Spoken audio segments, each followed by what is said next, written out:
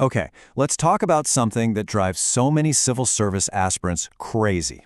You study for months, you put in the hours, you know your stuff, but your exam scores just don't seem to budge. So how do we fix that? How do you take all that amazing knowledge you've worked so hard for and turn it into high-scoring written answers?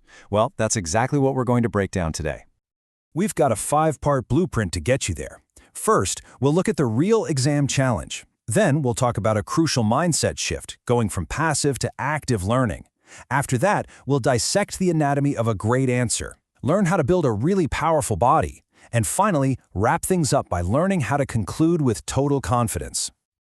All right, let's get right to the heart of it. You've spent months, maybe even years, studying. You know your topics inside and out. But when you get your marks back, they just don't reflect all that effort. Sound familiar? It's an incredibly common and honestly, a super frustrating place to be.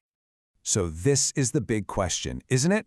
You feel like you're doing everything you're supposed to. You're reading all the books, all the resources, but there's this massive gap between what you know in your head and the score you get on the paper. So, what is going on? And here it is. This is the key. The exam isn't just a pop quiz on facts.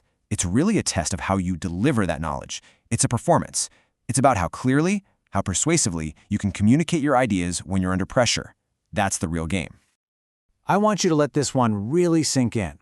You are not going to be in that room with the examiner to explain what you meant to say. Your answer sheet, your copy, is your one and only representative. It has to do all the talking, all the convincing for you. Okay, so if delivery is the problem, how do we get better at it? Well, it all starts with a huge shift in how you study.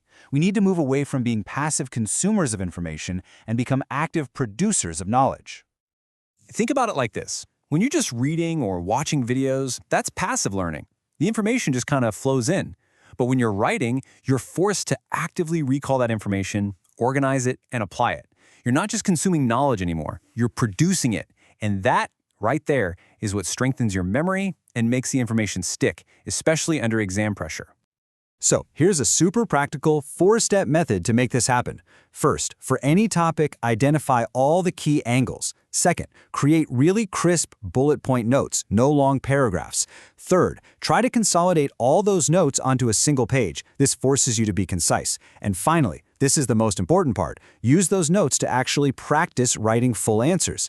This method transforms your revision from a passive activity into active, targeted practice. You know, no matter how complex the question is, every single high-scoring answer follows a really simple but incredibly powerful structure. Once you get this 3-part blueprint down, you'll have a reliable framework you can use for pretty much any question they throw at you. And here's what that blueprint looks like. The body of your answer is the powerhouse. It takes up about 75% of your space. This is where you'll earn the bulk of your marks. Then you've got the introduction and the conclusion, which are super critical but much shorter. Think 15% for the intro and about 10% for the conclusion. Here's a great way to think about it. Think like a newspaper editor. An editor wouldn't just throw random paragraphs onto a page, right? They create a logical flow that guides the readers smoothly from one point to the next. If your answer's all over the place, the examiner gets lost, they get disengaged, and trust me, they're not going to give you the marks you deserve. Okay, so let's zoom in on that massive 75%, the body. This is where you lay out all your arguments, your evidence, your examples. But just having the information isn't enough. It's all about how you frame it, how you present it. I absolutely love this analogy. Think of all your knowledge, your facts, your data, your figures, as water. That's your content. Now the structure of your answer, that's the bottle. You could have an ocean's worth of water, but without a bottle to hold it, it just spills everywhere and has no impact. The context, the structure, is what gives your content shape and purpose. So, what do we put in that bottle? What makes an argument strong? Well, here are the key ingredients. Don't just make claims. Back them up with solid evidence. Use hard data and figures whenever you can. They add so much weight. Citing official reports from places like the RBI or the IMF adds a ton of credibility. And please, always use relevant examples to make your points real and tangible. All right, we've built a powerful body. Now it's time to bookend it perfectly. We need a strong start and a memorable finish. Your introduction is that critical first impression, and your conclusion? Well, that's the last thing the examiner reads before they give you a score. Let's make them both count. Let's start with the intro. A good introduction is direct, it gets straight to the point, it immediately shows the examiner, hey, I understand exactly what this question is asking. What it is not is just a lazy repetition of the question itself. Don't waste your time or theirs with vague, fluffy sentences. And remember that blueprint we talked about?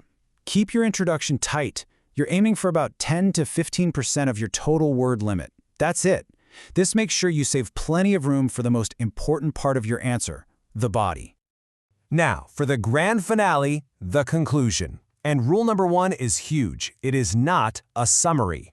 Don't just repeat what you've already said. Instead, if the question asks you to take a side, do it confidently. If it's more of a discussion, it's okay to leave it a bit open-ended. But the golden rule? Always end on an optimistic, forward-looking note. And here's why that optimism is so important. The examiner makes that final decision about your score after they read your very last sentence. Think about that. Leaving them with a positive, intelligent, and hopeful final thought creates this powerful, lasting impression that can absolutely make a difference in your final mark. So there you have it. A clear, actionable blueprint for completely transforming your exam performance. See, it's not just about what you know. It's about how you present it. You have the tools now.